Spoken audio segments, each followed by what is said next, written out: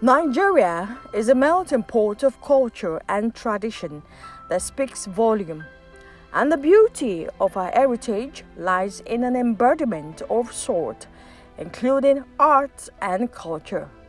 And versatility is enduring, captivating, and embracing, all combining to effectively give a voice to a creative institution. One area this resonates is the museums and monuments.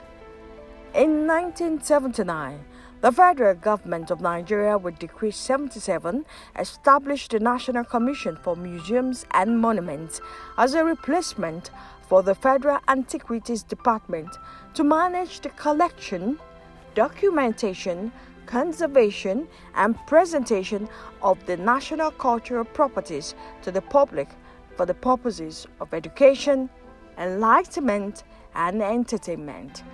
This decree has now been replaced by the NCMM Act Cap 242 of the Law of the Federal Republic of Nigeria 1990. Hence, the national museums are in Abba, Abakaliki, Abeokuta, Akure, Asaba, Bauchi, Benin, Benin Kudu, Calabar, Damaturu, Enugu, Esie, Ibadan, Oko, Ibuku, Ile-Ife, Ilorin, Jos, Kanta,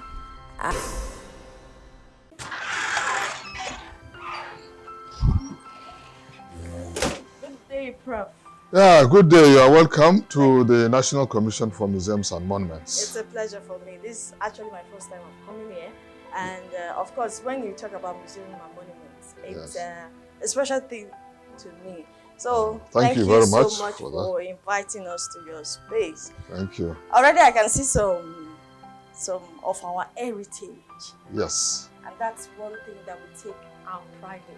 That's Nigeria's culture, Nigeria's art. That's right. Way of life. That's so right. just quickly, right.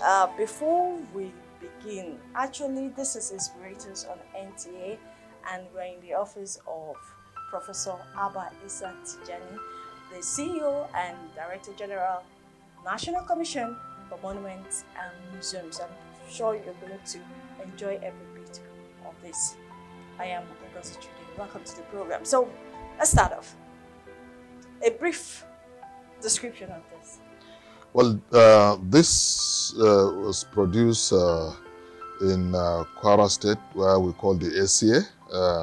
That was ACA. That is where these soft stones, they're actually soft stone carvings that were discovered in ACA. Okay. And in fact, the people that came to the place, they were not the ones that made this, but they discovered these soft stones there as a result of, the communities were looking for a place to settle where there is water. So one of the hunters discovered that, the place in ACA has enough water for them to live on. It's sentimental to me because I grew up in Kwara State. Right, okay. I know it's, I've been to it once. Right. But I don't really know the story much. Or perhaps I can't even remember. But all this, like this now, what is it trying to say? Well, since we are not able to discover who the actual carvers of these soapstones are, but most of or almost all the soapstones discovered are seated figures. Seated figures elaborate, decorations with, headgears, with all these necklaces or probably royal beads or some ritual beads, and also some handbands and so on. So these are probably, we believe, they are figures that are produced for the purpose of worship or for rituals. Right. But although the story was that those are actual human beings that were turned to stone. But then we don't want to go into that story. Exactly, 19th century. That's amazing. So let's go to the next one. And ACA is when these soapstones were discovered. That is where we have the first museum in Nigeria in 1945. Exactly. Yes. I remember that yes. one. So let's go to this next one. This one is a Benin plaque. As you know, the Kingdom of Benin are very famous for, bronze works, and a lot of their, of the bronzes that were produced were for royalty. So they're actually owned by the Abba of Benin. He commissioned this, and so that to be part of their history. So any event, anything that is happening is produced, is their way of keeping calendar of events. And these plaques are actually hanged on the walls as chapters of stories. So every plaque, if you look at it, the next one tells you the next story. So it's like interconnected. So what's the story? What's this one? What's the story behind this? Well, this one, we have 2 World Heritage sites in Nigeria. That's the Osun Osogbo. This one is the Osun Osogbo World Heritage Site. And as you know, the Osun Osogbo site is also a ritual place for the communities. So every year, there is a ritual performance that takes place, always in August. And next month is going to be the ritual this thing. So they have a lot of sculptures, lot of figurines there that are being worshipped. So during these rituals, and this is the entrance to the ritual shrine. And if you look at the back, you see that the walls have a lot of sculptures that represents their different gods and goddesses. And they perform this ritual as way of welcoming the year and to enable them to prosper and do their activities in the year.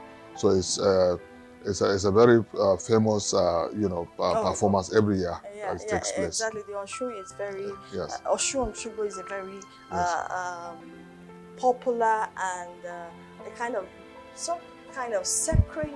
Yes, it's a sacred grove. Yeah. Yes, it's a sacred grove. And I've never been there, but I think one day I should pay a visit there. So let's just take our seats and then we'll continue the conversation. Thank you very much. Thank you very much. One thing that speaks well of Nigeria and its culture, its art, is the food. Nigeria's diversity is one that is quite admirable, and of course it's huge, it's large, it's something that we can't actually consume, in a century, if I may say. But it's quite amazing and very shocking for me when I read your profile and I saw you studied anthropology and geology.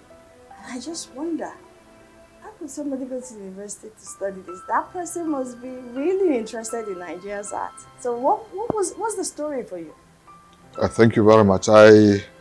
When actually after my teachers training college, I went to do my National Certificate in Education, NCE, and it was there that I started getting interested in this field, because I majored in fine arts, and at that time my lecturers were actually from abroad. There was a British, there was a Ghanaian, and some other nationalities and Nigerians.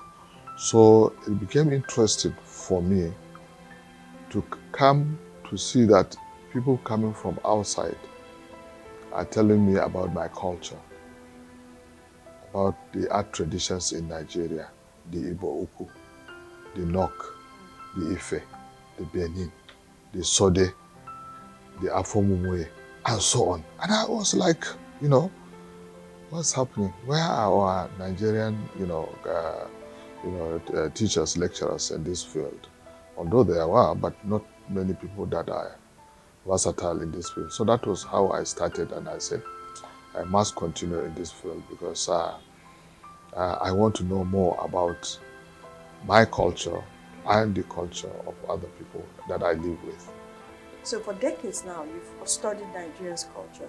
What is that singular thing that makes our culture interesting and unique? Every discovery in Nigeria has its own story, has its own unique features that will amaze anybody. Anybody. If you look, for example, the Ife bronzes, it tells you, like, during that period, how can people have that skills? You know, they are locally trained, and yet they produce naturalistic figures, which, you know, they can identify that this is the figure of this person, this is the figure of that person.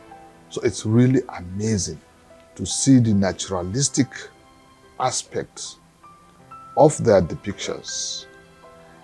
And this to me is amazing, because when I studied art history, I looked at Western, art, works, the pre-Renaissance, the Renaissance, the post, the Impressionists and the post-Impressionists, the Baroque, and so on. And you will see the paintings that they are doing. It will amaze you. But for you to come and see that there are artworks that predate these, periods, and they are naturalistic, tells you that, we have such a rich, art tradition in Nigeria. Professor Abba Tijjani never looks down on tradition and is pleased with history.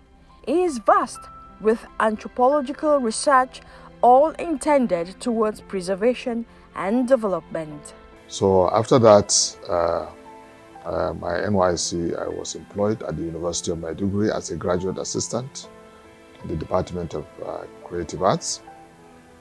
So I started there, and immediately after 1 year, or less than 1 year, I was invited to Germany as a visiting, student, to say. Okay, sir. From the time you went into teachers training, from the time you grew up, your time in Abuja, and growing up and going to teachers training, and of course through the university years and your youth service, and till this point, what would you say were your fondest memories while growing up? Were you from a family where everything was handed over to you, or you just carved in it for yourself? Well, in Manamfatori, where I grew up, it's very close to the Lake Chad. It's just by the bank of the Lake Chad, and we have also the River Yobe. So we were very much interested immediately after our, school. We just go out and explore the environment. So we go to the river bank, we go to the lake, side, and there are a lot of fishermen and a lot of Igbo people, because at that time, Igbos were, very industrious, so they go to everywhere they can do business. So we interact with a lot of people around there, and I think one of the interesting thing for me is actually the kind of people around me, the friendship that we developed, and up to today, those that we are in primary school, we are still in contact. That's a lot. But yes. Before we go on, let's take a short break. We'll be right back. The program is still Inspirators on NTA, and my guest is still Professor Abba Tijjani, and we've been talking about the National Commission for Museums and Monuments, and of course, what life has always taught him. We'll be right back. Nigeria's cultural diversity is not in doubt, but what is in doubt is the level of sensitization of monuments and museums in Nigeria. For me, I think there's a little bit of, there's just a little of awareness when it comes to monuments and museums in Nigeria. People actually don't know how many we have. I was confused at some point. I told you 52. Yeah. So I didn't know it's even 54. People actually don't even know that they exist. Now, why is that so? Where is the awareness not? Why is the sensitization low? Let me just say it. Well, let me just tell you, when I went to the UK for my master's at the University College London, in museum studies, So having, enrolled into museum studies, and of course, one of the things is for us to visit museums and interact with museum staff, and museum staff come to tell us their stories and so on. And then I realized the kind of museums that are out there. Museums are there to serve the public, to attract the public. And how do they do that? They make the environment welcoming. They make their exhibitions interactive. And they have a lot of activities around their exhibitions and their functions. So you can see that this kind of thing will attract audience to the museum. But in Nigeria, our museums are not set up in this way to welcome visitors. Our museums are set up because of the discoveries, in the different regions. And the primary purpose was to preserve these artifacts. So in the preservation, as we are establishing museums, so we now go into the other functions of museums, meaning exhibition for audience to come and see, and so on. So the primary reason for establishing museum at that time was for preservation, so that we keep our objects in a condition that they can stay as long as, for posterity, and so on. So, but the aspect of presentation was not really considered much. So that's why all our museums, or most of our museums, are not purpose-built museums. They are only structures to house the artifacts. So you find that when you come to navigate through the galleries are so narrow, so small, that you don't have the comfort to interact and enjoy the artifacts. Professor Tijjani's scope and depth speaks loud with achievements in the academic sector, as he midwifed and coordinated the joint collaboration ventures between University of Maiduguri and Universities of Hamburg in Germany from 2015 to date. Assuming duty in 2020 as Director General, National Commission for Museums and Monuments, Professor Tijjani knew he had his work cut out for him. When I took over on the 1st of September 2020, I went around most of the museums to see the state of the museums and how this, and I was really disappointed, to be honest, as a professional in the field. And I thought that this is not how museums should be. Museums should be there to serve the community and the visitors that are coming. And the way the artifacts are presented and the environment were not welcoming. So I took it upon myself and the management of the commission to see that we improve on this situation. And one of our, setback is funding. So we now said, okay, let us just do within what we have. So we now identified museums that need immediate, rehabilitation, and also arrangement of the galleries in a way that it will be more welcoming. So we did 8 museums in the first year. So these 8 museums, we made sure that the galleries were rehabilitated and repainted, and the exhibitions redesigned, new objects brought in. So if you go to these 8 museums in the first year, you are seeing them as if you are outside. So you see the way the objects are displayed, the way the objects are presented, and so the neatness and everything is to international standard. 17 museums that we upgraded to international standard. And this year, we are continuing with additional museums. The Akasa, slave trade is there also. We are upgrading it. And then also our Motna in Jos, we are also upgrading some of our monuments, because that's modernized museum of traditional Nigerian architecture. So we with try this to. upgrade now, what kind of functionality are we going to see? So one now, for the Nigerian government and one for the people. yeah. So now, that is one of the way now to now attract audience to see that when they come, they are coming to see exhibitions that are attractive and interactive. Also, we have some audio visuals that are also accompanying these exhibitions to make sure that when they come, they are not only seeing the object but also some audio visuals and they can interact with. We are also looking towards partnering in different ways to digitize our collections, because that's the other element that will attract our youth as well, because they are always on their handsets, laptops, and tablets and the rest. So when we develop a kind of digital database, that will enable us to present our objects in different formats, either online exhibition or some other interactive sessions in the museums. And we thought that by doing this, it will attract the youth to our museums. Artifacts hold symbolic, historical, and cultural roots in their creations, and so Nigeria took that bold step in repatriating some of ours recently.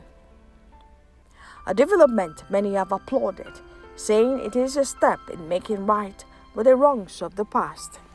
Thank God, when we came, we started negotiating with our partners, and most of them are people that we have been interacting with, the museum directors and so on. So that enabled us to agree on the return of these artifacts. So we are fortunate to now break this barrier, and we are able to agree and achieve this repatriation of these objects. The first one was Germany. In German public museums, that some of them are owned by the federal government, some of them are owned by the regional government and the local authority and the rest. So they all came together, to say, okay, let us work, and on repatriation. So we signed agreement with the federal government of Germany to repatriate 1,130 Benin bronzes. Wow, that's a lot that we're going to see in the coming years. Yes, more repatriations. We need to have, in place museums that are of international standard that will keep these artifacts as well. For us, we don't want to come and keep the artifacts in storage. We want to enable our, audience in Nigeria to see these artifacts that have been away from Nigeria for decades. So we want to build museums that are convenient for these artifacts to be presented, and then our people will be able to see. All right, so far 17 museums upgraded, and when are we going to see the completion of it, or when are we going to see the next upgraded? I mean, you're still in office 3 years down the line, and I don't know how many more years to go. Are we going to see the all 54 upgraded? Absolutely, we are doing it year by year, depending on funding. So this year is already the budget for us to upgrade some, but also we have a line to build new museums. New museums? Yes, new museums, because we have to keep expanding. We have in Kano, for example, we have our permanent site, which we want to build, which we want to make it as a museum of Islamic art, because we want to go into specialization now. So most of our museums are, ethnographic in their nature. So they are all historical objects and so on. I've been talking about museums a lot, and I forget that there's also a zoological garden. Monuments and also, monuments. Yes. I've been talking about museums a lot. Yes. There's a zoological garden, but just one zoological garden in Nigeria? Is it just one, or we have how many? No. We have the zoo in Jos, and we also have in Makurdi, a small one, and we are, the aspect of managing a zoo is not an easy thing. You have to feed the animals, you have to do this and that. So whatever you are generating may not be enough to, put into this. So that's why we are very careful in going into so much into this aspect. Let us maintain what we have. And we have so many of our art traditions also that are not properly housed. So that's why we want to build new museums so that our artifacts are properly housed and also presented as well. Also learn from that. So we have so many structures, so many buildings, so many sites that are historical. And many of them are, since we, the national monument, the 65s that were actually declared many, many years ago, most of them are during the colonial period. And today we thought that there are so many that are not identified, so many palaces, so many structures of historical importance, some important events that has taken place, and so on. And we thought that, it is important for us to now enable our communities and our visitors know that these are part of our history, part of our identity. And that is why it is good for any community you go, you have such kind of edifice. And I thought that would be something that one would remember about. And of course, I want to be remembered